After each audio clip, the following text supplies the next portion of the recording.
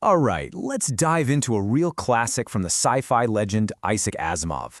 It's called The Fun They Had. And even though he wrote it way back in 1951, its picture of the future of education, well, it feels like it could have been written yesterday. So our story opens with this diary entry from an 11-year-old girl named Margie. The year? 2157. And get this, finding a real book, one made of actual paper, is this huge, mind-blowing event. It immediately makes you wonder, what on earth happened to all the books?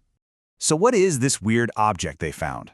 For Margie and her friend Tommy, who's 13, this thing is a total curiosity. It's like a fossil from a lost world, something their grandfathers used to talk about. And it's so fascinating to see this book through their eyes. The whole idea is just bizarre to them.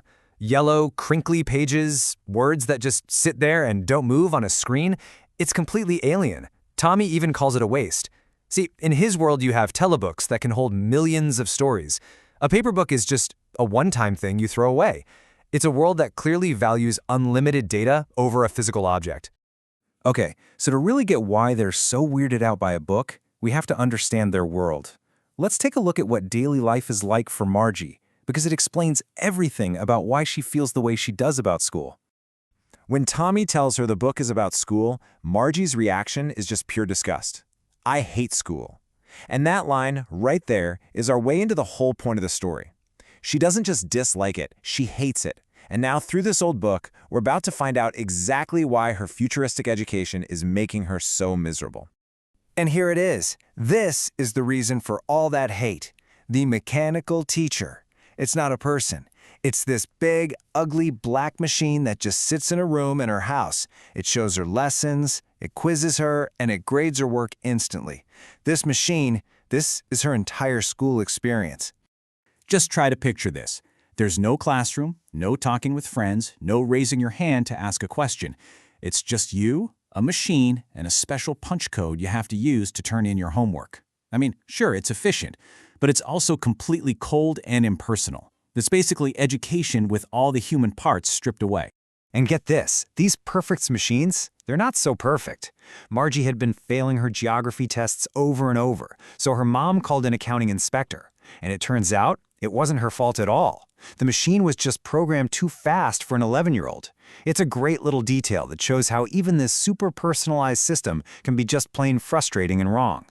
So keeping all that in mind, this lonely, mechanical learning, you can imagine how confused Margie is when Tommy tells her that the book is about the old kind of school from centuries ago. I mean, look at the difference here. It's night and day, right? In the past, school was the shared thing. All the kids went to a special building, they learned together. In Margie's time, school is something you do all by yourself, in a room, in your house, with a machine. But the one thing, the idea that really just blows her mind, the thing she absolutely cannot wrap her head around, is that the teacher wasn't a machine. Her question just says it all, doesn't it? The concept is so bizarre to her, it's almost funny. A human teacher? How could a person possibly know enough? In her world, knowledge comes from perfectly programmed machines, not from other people. So Tommy starts explaining how it all worked. The teacher was a person who would actually talk to the kids, and because all the kids were learning the same thing, they could talk about it. They could help each other with homework. That whole social part of learning is just completely gone from Margie's life. And here we get the core belief of the year 2157. Margie's just repeating what she's been taught, that education has to be individualized. A teacher has to be perfectly adjusted for every single kid. The old way of teaching a whole group of kids the same thing sounds totally backward and inefficient to them. So just as Margie is getting fascinated by this idea of funny schools, reality comes crashing in. Her mom calls her, it's time for her lesson. And as she goes and sits in front of her mechanical teacher, her mind is a million miles away. The machine just does its thing. The screen lights up, ready to start the lesson on fractions. It's this cold, automatic, predictable moment that's just the complete opposite of the exciting human world she was just imagining.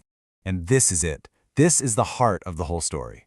While the machine is flashing equations at her, Margie isn't thinking about fractions. Not at all. She's picturing all those kids from the past, laughing and playing in a schoolyard, learning together from a real person. She's thinking about the friendship, the community, all the fun that her super efficient personalized education has completely forgotten about. You know, it's amazing that Asimov wrote this in 1951, decades before AI learning or the internet, and yet his question is more important now than ever. As our own technology gets smarter and more personalized, he's asking us to stop and think about the human side of it all. In this big rush to make everything more efficient, what's the fun, that human connection, that we might be accidentally leaving behind?